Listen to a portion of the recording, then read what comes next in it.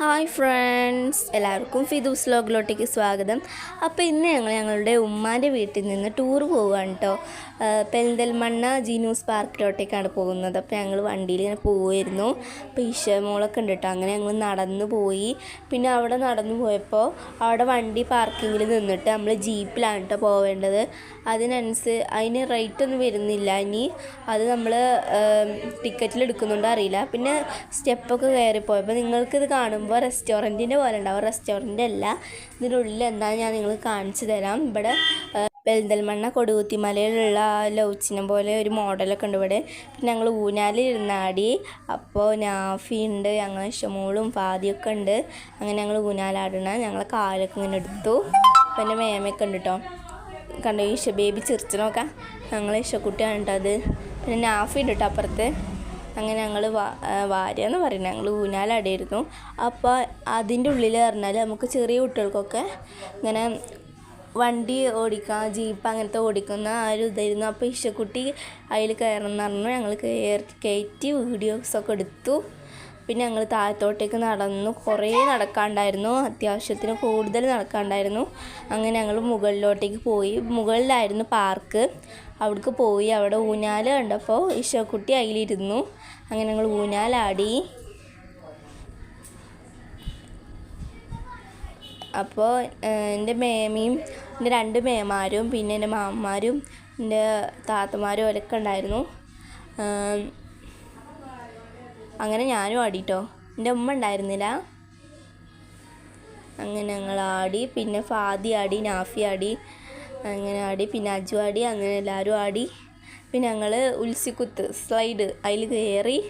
അപ്പോൾ ഞാൻ ഇങ്ങനെ സ്ലൈഡിൽ വന്നപ്പോൾ ഒരു കുട്ടി മുമ്പൊക്കെ വന്നു.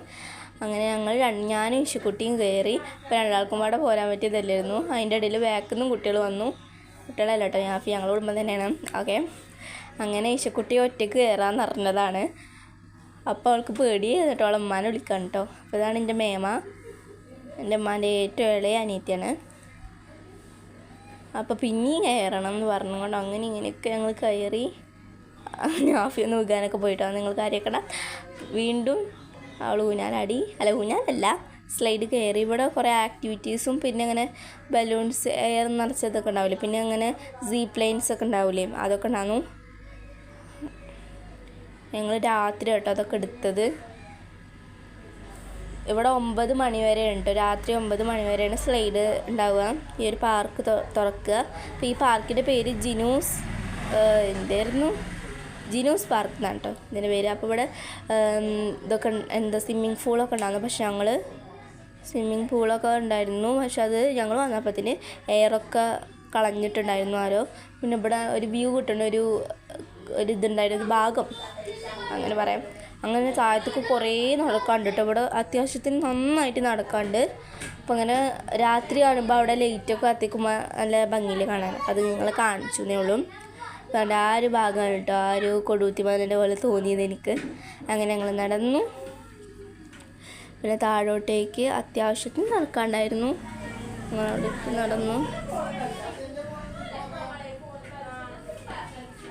പിന്നെ ഞങ്ങൾ അങ്ങനെ നടന്നു പോയി. അപ്പോൾ അവിടെ ഞങ്ങൾക്ക് ജ്യൂസ് കുടിക്കാനായിരുന്നു കേട്ടോ ഇറങ്ങുന്നത്. അപ്പോൾ അങ്ങനെ പോയപ്പോൾ അവിടെ ഫോട്ടോ എടുത്തു. പിന്നെ ഒരു ഫിഷ് അക്വേറിയം ഉണ്ടായിരുന്നു അവിടെ. ഫിഷമോള് ചെറിയൊരു മൂഡ് ഔട്ടാണ്, കാരണം ജ്യൂസ് വാങ്ങിക്കൊടുക്കാത്തതുകൊണ്ട്. ആ ജ്യൂസൊക്കെ വാങ്ങി ഞങ്ങൾ കടലൊക്കെ കഴിച്ച് കടലൊക്കെ പെറുക്കി തിന്നുന്നുണ്ട്. അപ്പോൾ ഈ ഒരു പാർക്കാണ് ജീനൂസ് വ്ളോഗല്ല, ജീനൂസ് പാർക്ക്. അങ്ങനെ ഞങ്ങൾ എണ്ണപ്പമ്പ് കയറി എണ്ണയും കടിച്ച് തിരിച്ച് വീട്ടിലോട്ടേക്ക് പോരുന്ന വഴിയാണിത്. അതിൻ്റെ ഇടയിൽ വീണ്ടും ഇറങ്ങിട്ടോ.